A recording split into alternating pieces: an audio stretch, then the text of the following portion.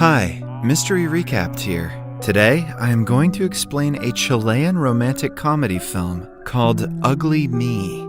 Spoilers ahead. Watch out and take care.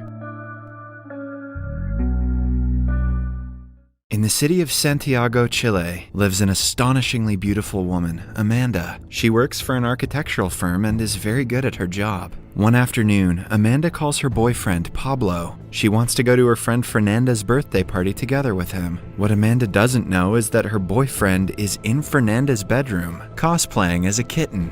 As the two talk over the phone, Fernanda distracts Pablo, making him hang up in a hurry. Seconds later, they accidentally call Amanda again, and she hears them moaning and meowing. It doesn't take her long before barging into Fernanda's house with a shotgun.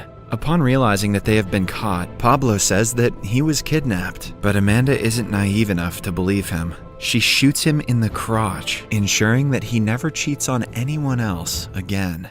In the following scene, Amanda is with a psychiatrist discussing anger management. She doesn't show any regret about what she did. In fact, she is confident that she would do it again if she were in such a situation. The psychiatrist reveals that any person with her level of anger issues must be confined. The information changes Amanda's opinion on everything, and she suddenly feels very sorry for what she did. She is let go after she makes the doctor believe nothing of such sort is going to happen again. The case has made it to the police and hence to Amanda's job. She explains to her boss that she was betrayed by two people she loved the most. He contemplates her position in the company and decides to fire her in the end. Amanda no longer wants to live in Santiago. She packs her bags and moves to the city of Valparaiso. Her brother has an empty house that she can stay in for the next 6 months. She is also confident that she will get a decent job in the city. The only thing Amanda is worried about is being pursued by men. She doesn't want to date or fall in love with anyone after what happened the last time. However, an attractive young lady like her is never left alone. She goes to the church to calm down and makes friends with the pastor after telling him of all her problems. He also has no immediate family members and lives on his own.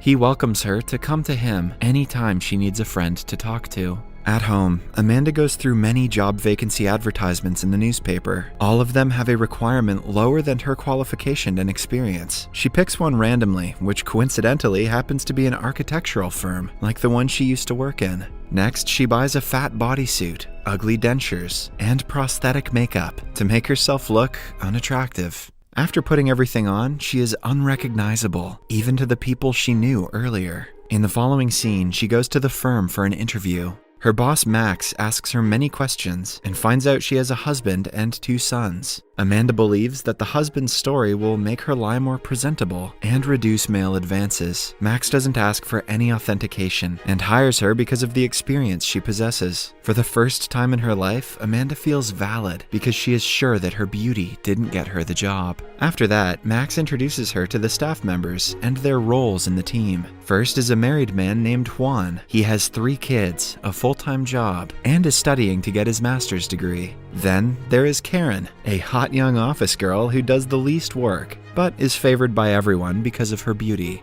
That's just like a Karen. Lastly, we are introduced to an architect named Marcelo. He is the typical womanizer who judges people based on how attractive they are. Marcelo's day-to-day life consists of working and bringing home a different woman every night. He meets Amanda for the first time and is instantly repulsed by her, given her appearance. Amanda also figures out what kind of man he is and quietly curses his shallow thoughts. The two warn themselves to stay away from each other, unaware that destiny is about to intertwine their paths. In the first meeting, Amanda is told about an old Telmex building that was recently remodeled by their company. They have completed the project, but there has been some interference in the building's internet service because of an unknown problem with the structure. Amanda instantly recognizes that it must be because of a VP1 service problem. Karen thinks that Amanda's involvement with the project will only create more complications because she is new to the job. She wants to be the one to solve the problem, but Max thinks otherwise. Karen is dismissed, which makes her despise Amanda instantly. Marcelo and Juan are asked to accompany Amanda to the problem site and help her. The men are not happy about being her assistants, but they oblige anyway. In the following scene, the trees are on the terrace of the building. Amanda is working hard to find the problem, while Marcelo is busy boasting about his sexual experiences to Juan. Amanda tells them the interference must be coming from the railway station. They go to the location, where Marcelo and Juan continue their conversation while Amanda works. She finally figures out that the water channels that pass right under the building are interfering with the waves. Amanda and Marcelo go to check the water channel, while Juan stays to monitor when the train departs. Marcelo stays outside to check the frequency, leaving Amanda to go into the channels on her own. She doesn't fit in between one of the gates and takes off her fat suit. As the team is communicating through walkie-talkies, Amanda's device stops working. Before she can get dressed, Marcelo comes to see if she is okay. Amanda quickly flashes her flashlight in his face and says that she had to take her clothes off so they wouldn't get dirty. Fortunately for her, Marcelo turns around and leaves. After a successful day at work, the three go to a pub to have a few drinks. They drive Amanda's car, which she has filled with children's stuff to make it look more realistic. At the pub, Marcelo yet again cracks sexual jokes, making the other two uncomfortable. Juan leaves early to study, leaving Amanda and Marcelo behind. Once alone, Amanda calls him out for being a shallow man. Marcelo proudly agrees and claims that children and marriage are the end of one's life. Amanda feels bad for him because he will never experience real friendship and love, one that lasts more than a single night. Marcelo still describes his dream girl's body and is unapologetically a womanizer. This infuriates Amanda, reminding her of her ex-boyfriend. Even when she is at home, she cannot stop thinking about his comments. Upon taking the fat suit and wig off, she sees that she looks exactly like the dream girl he described. Amanda makes it her mission to teach Marcelo a lesson and goes to the club again, this time dressed as her real self. When they meet, Marcelo instantly feels attracted to her. Throughout the night, he tries taking her somewhere private. She leads him on and then rejects him, confusing him as to whether she is interested or not. In the end, she promises to meet him the next day and leaves. The following day, Amanda goes to the pastor and tells him everything she did. The man tells her she is going to regret last night because she will have to tell him the truth one day. Either that, or she could just blow his dick off with a shotgun. However, Amanda is adamant about wanting to teach Marcelo a lesson. In the office, Marcelo brags about meeting a girl in the club and her being totally into him. Amanda knows he is exaggerating, but keeps it to herself. In the evening, Marcelo excitedly waits for her to come to the club, but after an hour, she texts him that she won't be there. The same thing happens the next day. After hours of waiting, Marcelo gets a text saying they should meet at his place tomorrow. At work, he brags to Amanda about the new girl who is so into him that she is coming to his home at night. Amanda smiles and listens to his stories, knowing very well that he is lying. Marcelo buys takeout and puts it on plates to pretend that he made it for his date. She soon arrives and starts flirting with him. After eating and talking for a while, things get steamy. Marcelo is kissing her arm when she stops him and says that she is going to be late. After she leaves, he is left confused because no woman has ever treated him this way. He pours his frustrations onto Amanda at work. By now, he has started to see her as an actual friend, something he couldn't do with any other woman in his entire life. Meanwhile, Karen is burning in jealousy because she has a crush on Marcelo. She spies on the duo all the time to understand what they are talking about. Later that day, she asks Amanda about her children. This makes Amanda realize that if she doesn't show her children to the people, they will probably start suspecting her. Hence, she asks the pastor to arrange for 2 little boys to come on a playdate with her. This is sus on many levels. The next day, she brings them to the office and proves that she is in fact a mother. Surprisingly enough, she sees Marcelo playing with the youngest kid. He has frequently described how much he hates children, which seems to have been a lie.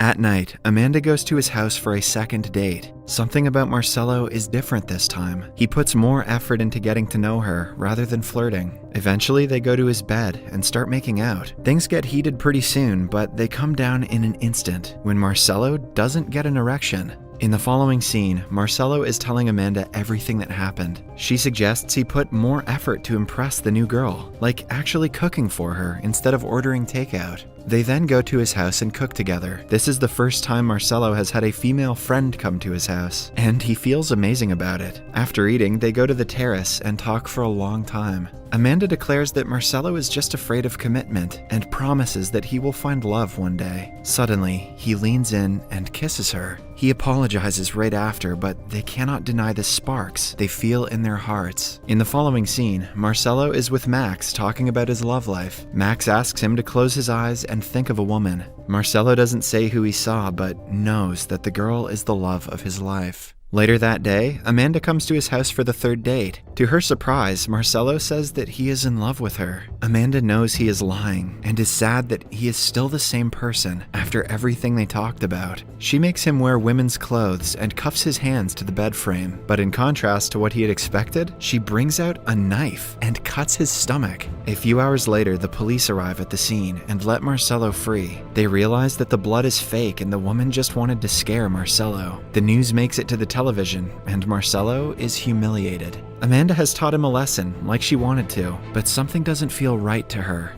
When she tells the pastor about this, he declares that she is in love with him. When Marcelo comes to the office the next time, he tells her that he is a changed man now. What happened to him yesterday has made him realize that she was right. He has to start looking for real love, not just one-night stands. With that being said, he goes out with Karen. At night, he arrives at Amanda's home drunk. She keeps him from seeing her and talks through the door. Marcelo reveals that he proposed to Karen and is going to marry her this week. However, he also reveals that he is in love with Amanda. She is far from his type of woman and is married, but he couldn't help but fall for her. He knows that she will never be his, which is why he is marrying Karen. Both of them shed tears and separate without saying anything else. Then, the day of the wedding finally comes. Amanda and Marcelo meet outside the church. Amanda tries telling him the truth, but decides otherwise. They share an emotional hug before the ceremony starts. The priest asks Marcelo if he takes Karen as his lawfully wedded wife. Everyone waits for his answer, but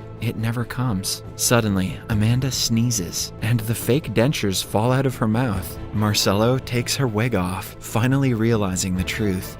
The scene then cuts to a few years later. Amanda and Marcelo are married with 3 children and a 4th one on the way. They live a happy life with their family.